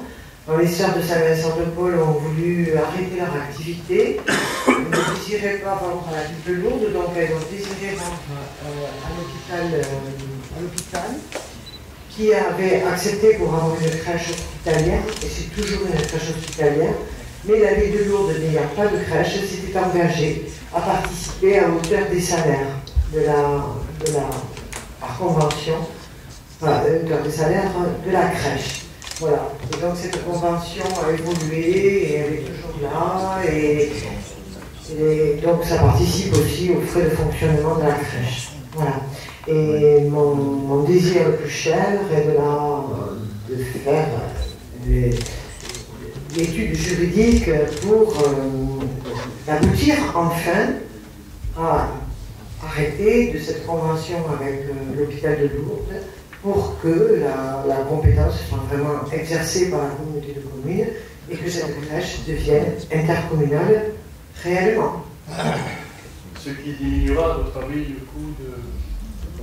Je ne sais pas, peut-être, pourquoi pas. Vous avez une étude déjà de fait, au moins dans les contrats. Ben, c'est-à-dire que là, l'hôpital nous fait payer beaucoup de frais parce que c'est la façon de calculer les frais, quoi, que peut-être nous n'aurions pas si nous étions à l'intercommunalité. Mais si c'était une crèche réellement intercommunale. De toute façon, nous avons absolument besoin de la récupérer dans le giron de l'intercommunalité et il faut arrêter cette convention avec l'hôpital. Merci. Voilà, donc est-ce qu'il y a des remarques sur la crèche Saint-Vincent-de-Paul? Est-ce qu'il y a des... Je passe au vote. Est-ce qu'il y a des votes contre la subvention? Des abstentions? Merci, c'est adopté. Tu finis la vidéo ou Non, mais conformément à la réglementation en vigueur, et notamment à l'article 10 de la loi 2321 du 12 avril 2000, relative aux droits des citoyens à leur relation avec l'administration et à son décret d'application 2001-495 du 6 juin 2001, des conventions seront signées avec les organismes de droit privé bénéficiaires d'un montant de subvention supérieur à 23 000 € pour fixer les modalités de versement, les conditions d'utilisation et les obligations financières, administratives et morales des parties. Voilà. Je vous remercie. Toujours Georges. Ah, tu voulais rajouter quelque chose? Oui, je voulais rajouter quelque chose. En fait, si vous voulez, on a la subvention de suivi du PUBES, elle n'est pas, il ne faut pas la comptabiliser sur le compte 65, il faut la comptabiliser sur le compte 011, ce n'est pas une subvention, c'est une convention de service. Voilà. Participation.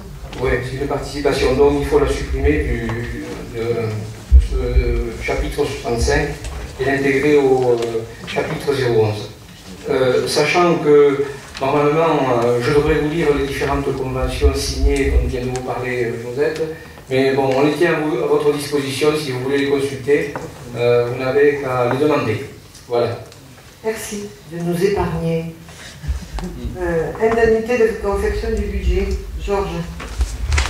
Alors, comme chaque année, comme dans toutes les communes, les collectivités, le trésorier, M. Leclerc, apporte à la communauté de communes du Pays de l'Aude ses conseils et son aide à l'élaboration du budget.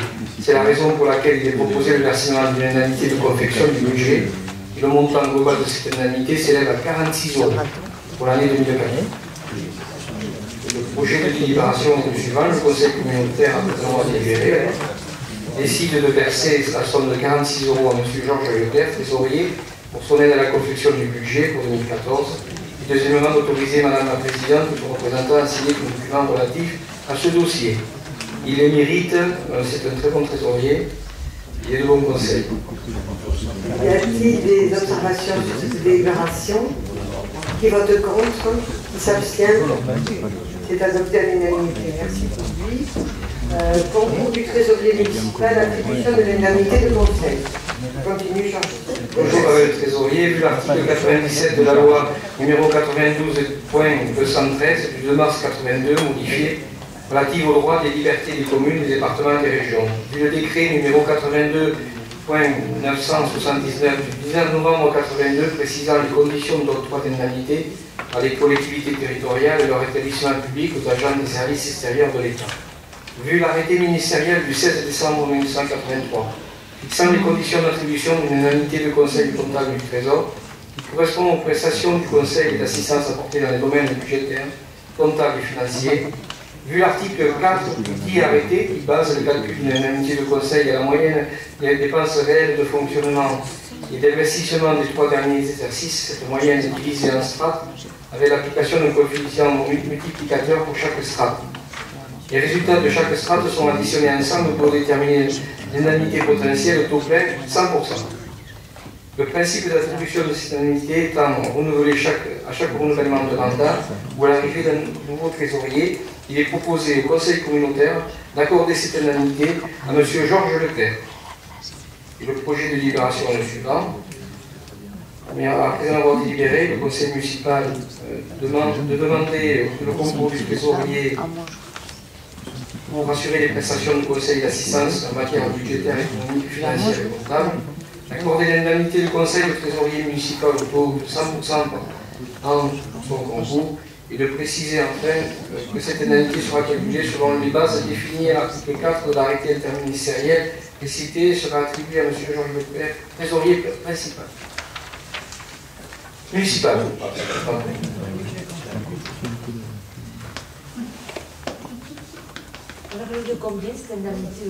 Alors, ça c'est une bonne question.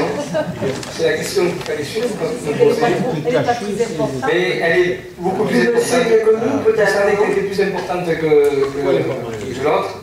En fait, on lui donne 1866 €. Pourquoi l'avoir calculé? satisfaction de ces deux entités, que ce soit de conseil, de confection budget, c'est réglementaire. Oui, c'est des sommes qui sont attribuées par l'État et on ne peut pas les modeler comme ça. Hein. C'est ça l'importance de la collectivité. Sachant que c'est une indemnité de 1866 € par an. Par an. D'accord. Les propos des professionnels. Elle sait de quoi elle parle. Je sais de quoi je parle. Donc, est-ce qu'il y a des observations? Est-ce qu'il y a des votes contre? Des abstentions? Merci pour lui. Fonds de concours pour la réalisation de travaux d'agrandissement du groupe scolaire. Georges Castres. Oui, alors là, la communauté de communes a décidé de procéder à des travaux d'agrandissement du groupe scolaire de Poëcheret, consistant en une restructuration et l'installation de surface maximum de 280 m² de l'actuel bâtiment, soit la création de sanitaires supplémentaires, la création d'une infirmerie dans l'existant, la création de la cantine avec la restructuration de la cuisine, la création d'un préau et l'aménagement d'un local périscolaire qui servira de salle de motricité. La création d'une salle de classe. La commune de Poëcheret n'étant pas compétente dans le domaine scolaire, mais reconnaît l'intérêt communal du projet projeté par la communauté de communes dont le coût total a été estimé à 327 769 €. Elle a décidé de soutenir ce projet par l'attribution de fonds de concours par la CCPL de montant de 50 000 €. Il est ainsi proposé au conseil communautaire de signer une convention avec la commune de Poëcheret fixant les modalités d'attribution de concours. Alors là, il s'agit d'échanger de bons procédés pour permettre le financement de certaines opérations. Et l'autre jour, Jean-Louis nous a expliqué la situation du fonds de concours à la commune de Poëcheret.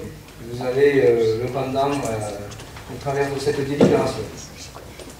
Mais rien n'empêche les communes sur lesquelles nous faisons des réalisations scolaires importantes de nous verser un fonds de concours. Vous voyez là, certains nous donnent des terrains, c'est compris. Voilà, c'est qu'on a été atteint d'un grand élan de générosité. Je vous ai expliqué l'autre jour. C'était clair, pour être tout à fait clair. Hein. C'est lors de l'établissement du plan de financement de la salle multisport que l'on est en train de construire, le comité de financeurs a émis le souhait que, étant donné que cette salle, si elle n'était pas d'intérêt communautaire, et comme il n'y avait pas la compétence, la communauté de communes n'avait pas la compétence de ce type d'équipement dans son giron, donc elle nous a, mais par contre que l'utilisation effectivement elle était communautaire, ça se vérifie dans les faits. Il y a aujourd'hui, par exemple, une association de gymnastique, c'est essentiellement des dames, je crois qu'elles ont un ou deux messieurs et ils vivent pas longtemps chez nous. Et il y a 250 adhérentes, il y en a 80 de préférés, le reste c'est les dames de la communauté. Bon voilà, alors qui seraient utilisatrices. Et puis hier on a pas mal de demandes de différents clubs, basket, volley et autres qui seraient susceptibles de l'utiliser.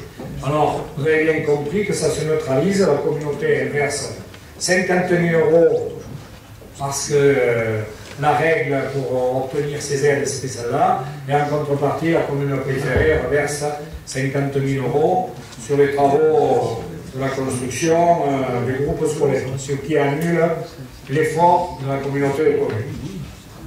Voilà. Alors, le projet de libération est le suivant. Alors, après avoir délibéré, le Conseil décide d'adopter le rapport présenté. Deuxièmement, d'autoriser la présidente de signer la convention intervenir avec la commune de Poëcheret en vue de l'attribution par cette dernière du fonds de concours de montant de 50 000 € sur l'opération d'extension de l'école de Poëcheret portée par la CCPL. Le projet de convention, je l'ai sous les yeux, je vous en fais grâce. Si vous voulez le consulter, vous pouvez le faire. Bien sûr, nous consulterons. Est-ce qu'il y a des observations? Des votes contre? Des oppositions? Je vous en remercie. Je vais vous présenter une délibération qui me tient à cœur. Modification des statuts de la communauté de communes du Pays de Lourdes. Ajout de la compétence équipement sportif d'intérêt communautaire. Compte tenu de leur rayonnement sur le territoire et de l'intérêt communautaire que représentent certains équipements sportifs portés par les communes membres, en particulier les centres aquatiques, il est proposé au Conseil communautaire de modifier les statuts de la CCPL en y ajoutant la compétence suivante. Les guillemets, création et gestion d'équipements sportifs définis d'intérêt communautaire dans les lieux. Et défini d'intérêt communautaire, donc, le complexe aquatique de Lourdes. Cette liste d'équipements sportifs d'intérêt communautaire sera complétée par décision des instances communautaires et des conseils municipaux selon les règles applicables du Code général des collectivités territoriales. Conformément à l'article L. 5211-17 du Code général des collectivités territoriales, les communes membres d'un établissement public de coopération intercommunale peuvent à tout moment transférer en tout ou partie à ce dernier certaines de leurs compétences dont le transfert n'est pas prévu par la loi ou par la décision institutive, ainsi que les biens, équipements ou services publics nécessaires à leur exercice. Ces transferts sont décidés par délibération concordante de l'organe délibérant et des conseils municipaux se prononçant dans les conditions de majorité requises pour la création de l'établissement public de coopération intercommunale. Le conseil municipal de chaque commune membre dispose d'un délai de 3 mois à compter de la notification au maire de la commune de la délibération de l'organe délibérant de l'établissement public de coopération intercommunale pour se prononcer sur les transferts proposés. À défaut de délibération dans ce délai, cette décision est réputée favorable. Voilà. Donc, je vous propose donc d'adopter le rapport présenté, d'approuver la modification des statuts de la communauté de communes du Pays de Lourdes par l'injonction de la compétence suivante: création et gestion d'équipements sportifs d'intérêt communautaire, sachant que cette liste, après le complexe aquatique de Lourdes, cette liste d'équipements sportifs d'intérêt communautaire sera complétée par décision des instances communautaires et des conseils municipaux selon les règles applicables du Code général de collectivité territoriale. De transmettre cette proposition de modification des statuts aux conseils municipaux de toutes leurs communes membres afin qu'ils se déterminent dans les délais impartis, soit 3 mois, et de m'autoriser à signer tout acte découlant de la présente délibération qui sera notifiée au préfet des Hautes-Pyrénées. Y a-t-il des observations? Y a-t-il des votes contre? Des abstentions? Eh bien, c'est adopté à l'unanimité et j'en suis fort heureuse. Merci. Groupement de commandes, élection des représentants de la communauté de communes au Pays de Lourdes au sein des commissions d'appel d'offres. C'est Gérard Clavé qui rappelle. Merci. Merci Joseph. Donc depuis 4 ans, la communauté de communes du Pays de Lourdes a choisi d'adhérer ou de mettre en œuvre des groupements de commandes afin de rationaliser ses propres achats, d'organiser la gestion de ses commandes et de bénéficier d'économies d'échelle. Une commission d'appel d'offres spécifique à chacun de ces groupements a été instaurée lors de leur création. En raison du renouvellement de notre Assemblée, il convient de désigner les membres qui siégeront au sein de ces commissions d'appel d'offres. Conformément aux dispositions du Code des marchés publics, les membres doivent être élus parmi les membres de notre commission d'appel d'offres ayant voix délibérante, à savoir le président ou son représentant, n'importe la présidente ou son représentant, en l'occurrence Gérard Clavé, délégué à la présidence de la CAO, et les membres de la CAO, Francis Lafont-Puyot, Jean-Claude Beauquest, Georges Castres, Paul Aberjou, Guy Vergès, en suppléant Chantal Morera, Jean-Marc Boya, Jean-Louis Casebron, Marcel de la Conception, Marguerite Beau. Pour chaque membre titulaire, je vous propose d'élire également un suppléant. Ainsi, la CCPL est membre du groupement de commandes suivant. Un groupement de commandes avec la ville de Lourdes, créé en juin 2010 et portant sur l'achat de fournitures et services courants. La ville de Lourdes est coordonnatrice de ce groupement qui prend fin en juin 2014. Donc, candidat titulaire Gérard Clavé, là, il faut un suppléant. Alors, qui est candidat suppléant? Les membres, donc, c'est les membres de la CAO que j'ai nommé tout à l'heure, on ne peut pas faire autrement. Ils ont droit délibérant. Qu'est-ce que tu dis, Monsieur Bouillard? Alors, on va mettre... Vous marquez.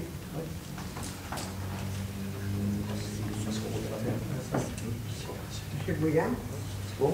Donc, un groupement de commandes avec la ville de Lourdes, créé en janvier 2014, portant sur les domaines des transports scolaires, périscolaires, extrascolaires et transports divers. La CCPL est coordonnatrice de ce groupement, constitué pour une durée de 5 ans. Donc, candidat titulaire Gérard Clavé. Je propose de Chantal Moret. Bon. Un groupement de commandes avec la communauté de communes du Montaigu, ancienne communauté de communes de la Croix-Blanche et communauté de communes du Castel-Loubon, créée le 17 décembre 2013 et relative à la compétence déchets. La CCPL est coordonnatrice de ce groupement constitué pour une durée de 5 ans. Toujours pareil, candidat titulaire Gérard Clavé. Et Francis Lafont-Puyot. Monsieur Claire. Un groupement de commandes avec la communauté de communes de Batte-sur-Guerre relatif au transport des ALSH créé le 22 novembre 2010 pour une durée de 4 ans. La CCPL en est la coordonnatrice. Candidat titulaire Gérard Clavé. On va remettre Chantal pour que tous les transports. C'est bon? Donc, conformément à l'article L2121-21 du Code des marchés général des collectivités territoriales, il est proposé de procéder à la désignation des délégués par un vote à main levée. Donc, on va voter pour chaque groupement de commandes. Alors, donc, premier groupement de commandes, Gérard Clavé, Monsieur Boya. Est-ce qu'il y a des votes contre? Les abstentions? C'est adopté, je vous remercie. Deuxième groupement de commandes avec la ville de Lourdes pour les transports scolaires. Je vous propose, la CCPL est coordinatrice de ce groupement. Je vous propose Gérard Clavé, Chantal Moreira. Y a-t-il des oppositions? Des votes contre? Qui s'abstient? Non. C'est adopté, merci. Vous êtes élu. Et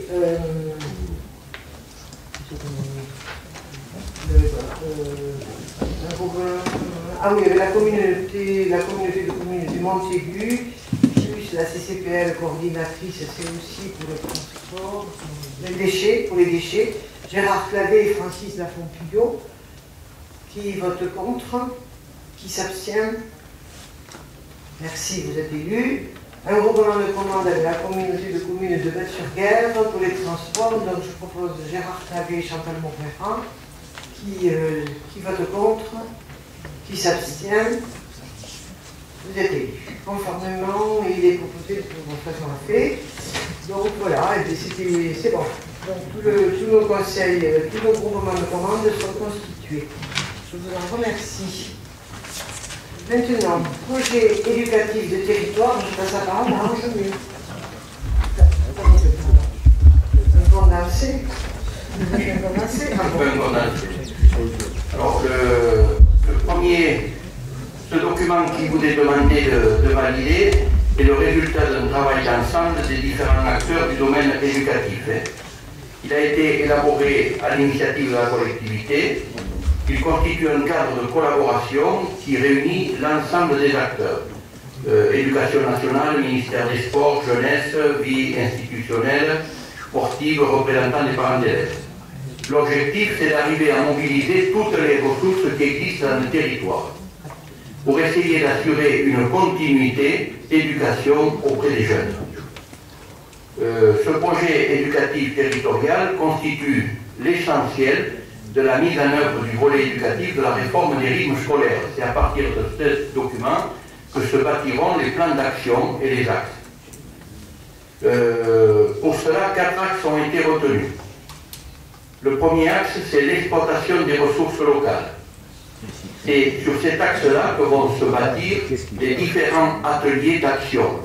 Entre autres, on y trouvera dans les ressources locales la maison sismique, puisqu'elle intervient déjà.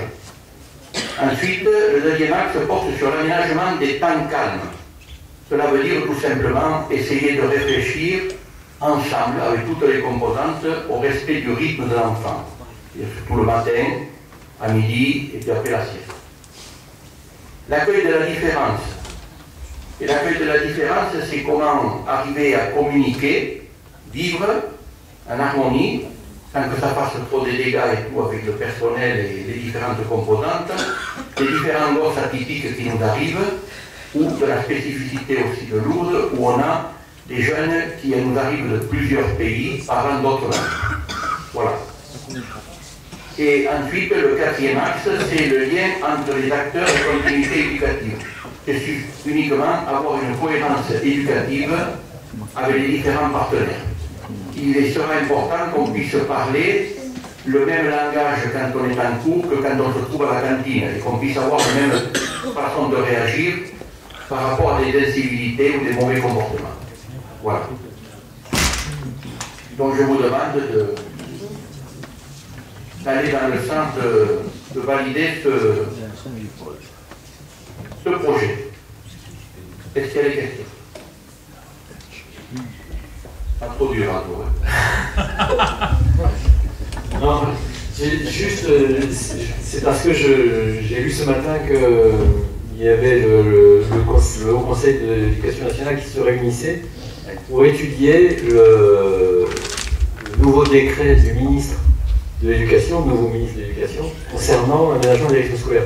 C'est juste une question parce que ça n'emporte pas ce que tu viens de dire en projet qui est tout à fait... ça reste. Mais j'ai l'impression qu'il y a une ouverture sur la proposition en termes de temps. Alors d'après ce que j'ai compris. Oui, ce que tu es en train de dire, c'est le projet éducatif, c'est ce qui va servir de support à mettre en place des actions. Par contre, sur ces actions, ce qui a été validé par l'ensemble des différents composants, parents d'élèves, professeurs, éducateurs, enfin, tout le monde, ça avait été sur un temps qui était de 15h45 à 17h, sur les fameuses journées. Alors, il y a actuellement, oui, un aménagement qui est amené. Nous, cet aménagement, comme le temps était acté, le temps scolaire était acté par toutes les composantes, la seule chose qu'on s'est permis de faire, c'est d'en discuter avec l'inspectrice pour savoir comment elle voyait ça. Et au niveau du service, on a essayé de voir si cet assouplissement serait plus positif pour l'élève, pour le gosse, et plus positif en termes de coût aussi au niveau des intervenants. Ça consistait en quoi? C'est vrai que les gosses qu'on récupère à 13h45, pour certains, ils sortent de la sieste. Il faut leur donner un petit goûter. Il faut déballer le matériel et le remanger à 17h. Donc je parle que c'est des activités qui risquent de se trouver bancales. Par contre, si on analyse une après-midi, ça nous en donne possibilité. Il y a possibilité de mieux travailler et le rythme de l'enfant et le contenu éducatif qu'on fait avec lui. Et ça peut aussi libérer aussi les instituteurs qui peuvent faire la concertation autre chose et ça peut mieux se dégager. Et cette voie, on est en train de l'étudier pour éventuellement pouvoir la proposer. Et en effet, ça serait une ouverture. Mais qui s'inscrirait sur les 4 axes que je vous demande de valider. En tout état de cause, même sur ces 4 axes, je pense que nous sommes amenés à lancer une expérience qui sera une expérience, j'aime bien ce mot, martyr, dans le sens où il faudra constamment la conforter, la reconstruire. Puisqu'on n'inscrit pas quelque chose dans le temps et dans la pierre. C'est quelque chose avec les gosses qui évolue constamment et on ne sait pas les activités qui passent, ne passent pas, etc. Voilà. Mais on est en train d'y travailler et actuellement, et on rencontre tous les directeurs d'établissement, l'inspectrice et tout ça, à la rentrée. Alors peut-être qu'on abordera, mais on n'a pas encore aujourd'hui les données que ça représente en termes d'éducation, en termes de coûts et d'avantages. Est-ce que le projet de rythme scolaire que le gouvernement souhaite mettre en place le plus rapidement possible, et ça doit être fait en septembre, voilà, est-ce qu'il est déjà inclus là-dedans? Non, ou pas. Le rythme scolaire qui a été adopté, validé et tout, mais qui peut être revu s'il y a un accord des différentes composantes du système éducatif, composé des parents, des instituts et de nous-mêmes, eh bien, ça peut être revu. Sinon, on en est resté 15h45, 17h. Voilà. Les lundis, mardis, jeudi, vendredi. Pour l'instant. Mais on travaille pour que ça passe. Ça se fait toujours en concertation, ça ne peut se faire en concertation. De toute façon, on attend les améliorations de la loi. Je pense qu'elle est bénéfique. Nous n'en pas de soutenir. Donc, je vous propose s'il n'y a pas d'autres réflexions sur le projet éducatif de territoire, est-ce qu'il y a des oppositions, puisqu'il faut le voter, des oppositions, des abstentions? Je vous remercie. Merci. Toujours Ange. Oui. Convention de partenariat de la communauté de communes de Baie-sur-Bière pour le fonctionnement de son accueil de loisirs. Oui. Là aussi, je vais être bref, puisqu'il s'agit uniquement de signer un avenant qui assure la logistique pour que ce centre puisse fonctionner. C'est-à-dire cette logistique, c'est, on assure la régie des recettes, on assure l'encadrement du personnel, on assure le fait de la confection des repas et le portage des repas, etc. Il faut savoir que pour tout ce que ça occasionne comme fait, il y a une participation qui paye la communauté de communes de Basse-sur-Bière, règle la norme. Voilà. Alors, si vous voulez, je peux vous donner plus de détails, mais en gros, c'est ça. La communauté de communes assure toute la logistique au niveau du suivi des éducateurs, portage des repas, mise en place d'activités, etc. Met en place la création d'une régie de recettes, un groupement de commandes, repas, etc. Ok. Il y a des questions? Merci des observations. Qui vote contre? Qui s'abstient? C'est adopté. Merci. Alors, le troisième point, c'est, et on y arrive, c'est maintenant, c'est l'ouverture des accueils de loisirs pour l'été 2014 et vote des tarifs. Les accueils de loisirs ouvriront du lundi 7 juillet au vendredi 22 août, de 7h30 à 19h. Ils sont proposés à la journée ou la demi-journée. Les repas qui peuvent s'y prendre sont confectionnés en régie à la cuisine du Leb de la Bouza et livrés par les agents du service de restauration. Les différents tarifs qui ont été inscrits par Paul tiennent compte du quotient familial et vont du plus faible quotient familial au plus fort quotient familial par enfant et par jour de 4,65 € à 7,30 €, dans lequel on ajoute un surcoût pour les élèves, enfin pour les personnes qui sont extérieures à la communauté de 3 €. Voilà. À partir du troisième enfant, il y a un dégrèvement du tarif qui descend de 3,25 jusqu'à 5,15 et le surcoût à 2,10. Et pour la demi-journée, il en coûte aux jeunes 2,10 € ou 4,60 € avec une majoration de 1,50 € pour les extérieurs à la communauté. Et ça, c'est pour le pôle lourd maternel, primaire et rural. Pour le pôle sportif ouvert du 7 juillet au 25 juillet, les coûts sont supérieurs, mais il faut dire que ça nécessite un plus grand encadrement et puis d'autres structures. Alors pour enfants, ça va de 115 € pour le séjour, pour le séjour complet, du 7 au 25, à 200 € avec un surcoût de 45 € pour ceux qui sont extérieurs à la communauté. Ensuite, il y a l'accueil de loisirs sport été jeune, ouvert du 7 au 25 juillet aussi. Là, le coût est par semaine, ça varie entre 80 € à 120 €, avec un supplément de 15 € de surcoût pour les extérieurs à la CCPS. Ensuite, nous avons les pôles, le pôle maternel, qui ouvre du 7 juillet au 22 août, et le pôle du Lapaka, de l'Anne d'Arrêt, de l'Ofit. Il accueille les enfants de 3 à 5 ans, et sa capacité est de 50 jeunes. Le pôle de Lourdes, du 7 juillet au 22 août, c'est le plus gros. C'est le centre aéré. C'est les enfants de 6 à 10 ans, et c'est 150 enfants. À savoir que ce centre a été restauré et qu'on a pu rassembler tous les gosses là, diminuant le coût antérieur de l'année passée, puisqu'il était dispatché sur 2 centres.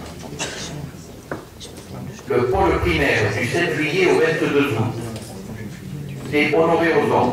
C'est les 10 à 13 ans et il y a 50 enfants. Ensuite, le pôle multi-âge rural du 7 juillet au 22 août, il y a 4 sites AD basés, AD, les 3 à présent, maximum 50 enfants, Lézignan, 3 à présent, maximum 50 enfants, Poitiers, le 3 à présent, maximum 50 enfants, Saint-Pé-de-Bigorre, 3 à présent, maximum 50 enfants. Enfin, l'école sportive du 7 juillet au 25 juillet, il y a le palais des sports, François Abadi, pour les 9-14 ans, 160 enfants, et l'été jeune, basé au gymnase de la Coustette à Lourdes, pour les jeunes de 14 à 18 ans, capacité maximum, 48 jeunes. Pour faire fonctionner ces différents centres et ces différents pôles, il y a nécessité d'un personnel d'encadrement. Ce personnel d'encadrement, il se fera dans le respect des taux d'encadrement qui sont définis par le décret 2002-883 du 3 mai. Il comprendra un directeur par structure, un directeur adjoint ou référent du site, des animateurs et des agents techniques. Voilà. La durée du contrat de ces différents personnels porte sur la période de fonctionnement auquel s'ajoute une préparation du projet pédagogique pour la régulation et les bilans, à concurrence de 10 jours pour les directeurs adjoints et 3 jours pour les animateurs. Je ne sais pas s'il y a des questions. Bien, y a-t-il d'emploi contractuel pour l'ensemble des 11 accueils et loisirs? Oui, il y en a, oui, puisque ça doit être surtout dans les animateurs. C'est des postes assurés par des agents contractuels recrutés sur la base d'un indice brut 342, majoré 323, je ne sais pas combien ça représente, correspondant au grade d'adjoint d'animation territoriale de 2e classe. Il faut être titulaire du BAFA, plus le repas de midi et le goûter. Et sur la base d'un indice brut 330, majoré 306, correspondant au grade d'adjoint d'animation territoriale de 2e classe, pour les animateurs stagiaires ou non diplômés, plus repas de midi et goûter, ou des agents communautaires qui sont déjà en fonction. Voilà. Une cinquantaine, oui.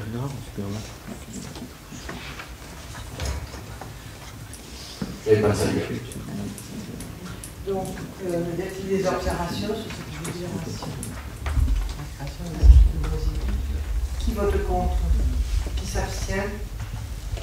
Je vous remercie, c'est adopté à l'unanimité. Donc, environnement, élimination des déchets ménagers assimilés, signature d'une convention avec OKD 3E via Recycler pour la collecte et le traitement des lampes usagées. Monsieur Lafontaine. Merci. Depuis le 1er janvier 2008, la déchetterie de Lourdes permet la collecte et le traitement des lampes usagées par la société OCAD3E, anciennement Recyclon. Cette prestation est gratuite puisqu'elle est d'or et déjà financée par les contributions payées par les consommateurs lors de l'achat de lampes.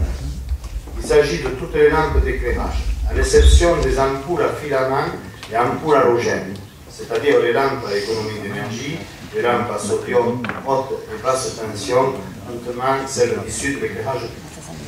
Les lampes à vapeur de mercure, à iodure métallique, à décharge technique, à diode électroluminescente et les tubes fluorescents.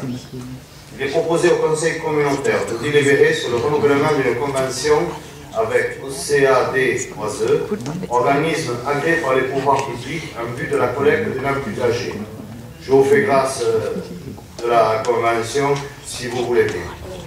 Y a-t-il des questions? Oui, une petite question, mais on va dire que ça s'adresserait plutôt à l'ancienne municipalité.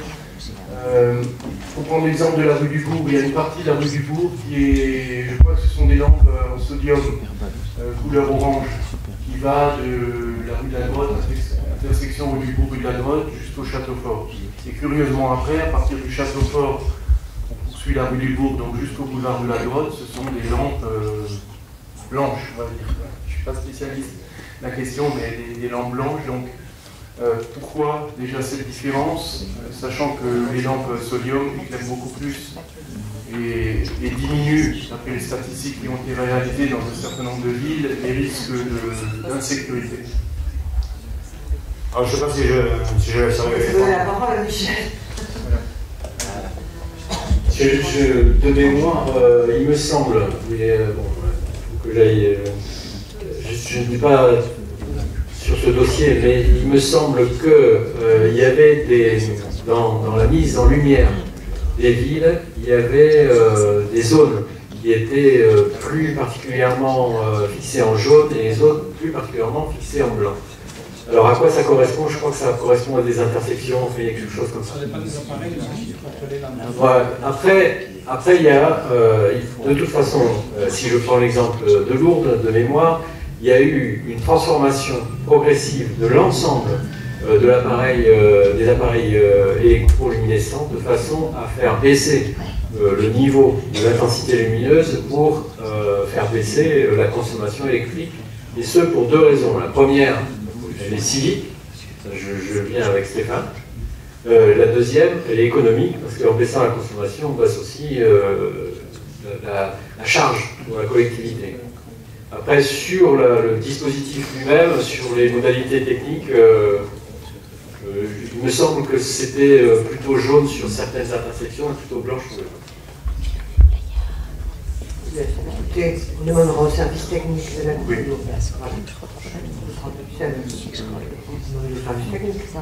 Merci Michel. Donc, qui est contre? Qui s'abstient? C'est adopté. Merci. Création d'un poste saisonnier. Il est proposé au Conseil communautaire de procéder à la création d'un emploi saisonnier à temps complet du 1er juillet au 31 août de façon à renforcer l'équipe de la cyberbase en période estivale, assurer l'accueil et l'accompagnement des utilisateurs sur l'initiation à l'informatique. Le niveau de rémunération est fixé en référence à l'échelle indiciaire du grade d'adjoint d'animation de deuxième classe, échelle 3, premier échelon, indice brut 330, indice majoré 316. Donc je vous propose d'adopter le rapport présenté, de créer donc cet emploi de saisonnier tel que présenté ci-dessus, de l'autoriser à signer tout acte de couleur de la présente délibération. Et je vous précise que les crédits nécessaires au paiement de la rémunération et des charges liées à cet emploi ont été prévus au budget général. Y a-t-il des questions? Y a-t-il des votes contre? Des abstentions? C'est adopté, je vous remercie.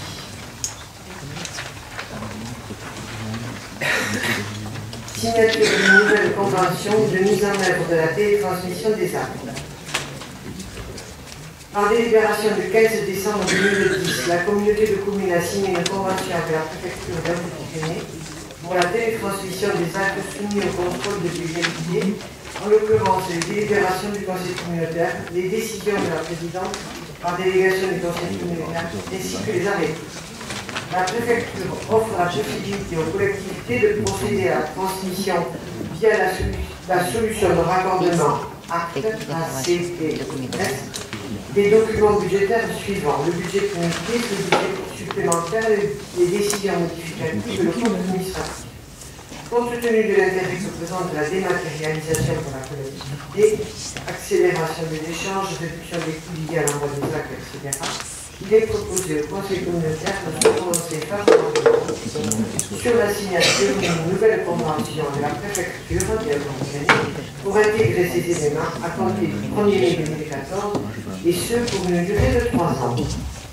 Donc je vous demande d'adopter le rapport présenté, de m'autoriser à signer à M. le préfet d'Alpes-Pyrénées une nouvelle convention annexée à la présente délibération.